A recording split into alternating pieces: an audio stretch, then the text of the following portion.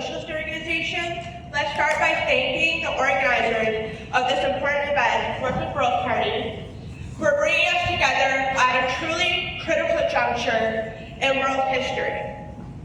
By sharing views and analyses of the world as it actually is, we can learn from each other and from those insights make plans to challenge the existing order of things. We are certain that this international assembly against imperialism in solidarity with Palestine will be a great success because the old world is exploding and something new is coming into being. The great revolution that is underway in Palestine is nothing short but amazing.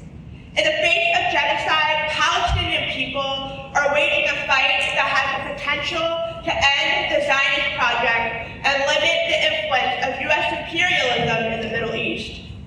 Israel has always existed on stolen land and on borrowed time, and the clock is ticking. 100th anniversary of the passing of the outstanding revolutionary V.I. Lenin was a good choice. The US working class has a proud history that we sometimes lose sight of.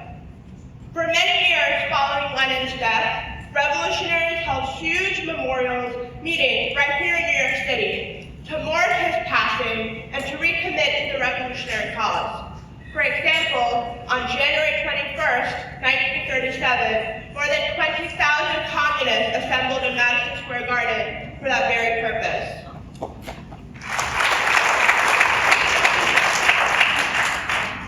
So, Lenin, above all else, was a revolutionary who applied Marxism to the world around him and saw that competitive capitalism was giving way to monopoly capitalism.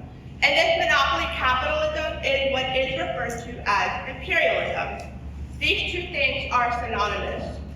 For today's purposes, there isn't time to recap Lenin's great work, Imperialism, the Highest Stage of Capitalism.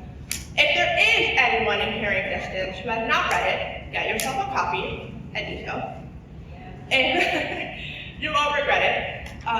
If you have read it, there is no harm in going over it again. Odds are you will get something out of it.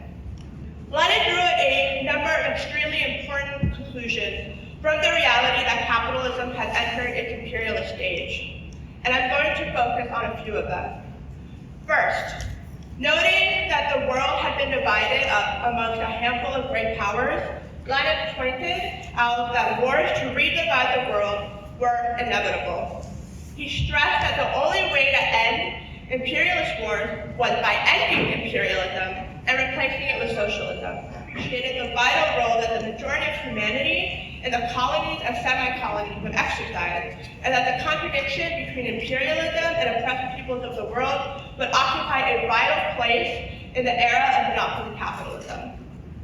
In his important 1913 article, Backward Europe and Advanced Asia, Lenin contrasts the broad progressive national democratic movement in China with the monopoly capitalist rulers of Europe of China, and he said, hundreds of millions of people are awakening to life, light, and freedom. And of Europe's rulers, Lenin stated, advanced Europe is commanded by a bourgeoisie which supports everything that is backward. Lenin knew that what all socialists and communists needed to realize as well, and quite honestly, it is pretty likely that everyone here today gets this. Any movement of the oppressed that weakens imperialism is a good thing. It deserves our support and solidarity. It is like the question posed in the old labor song, what side are you on? Every setback for Wall Street is an advance for Main Street. Working and oppressed people in the West have a common cause of all oppressed by imperialism. Every ship turned around by Yemen helps those of us who are fighting to end exploitation here in the US. We have the same enemies. Do we want strong enemies? No. We want weak and defeated ones. By the same token, every blow that we are able to inflict to the class enemy aids those suffering under imperialism's yoke. The decline of US imperialism is accelerating. The people of Palestine are showing the way. All of us need to learn from their will to sacrifice and nation to win. Lenin stressed that imperialism was capitalism that is war-bound. It is dying, and we can see the symptoms all around us, including with their political representatives. I invite you to join us at the Republican National Convention, July 15th in Milwaukee, and the Democratic National Convention, August 19th in Chicago, to confront them.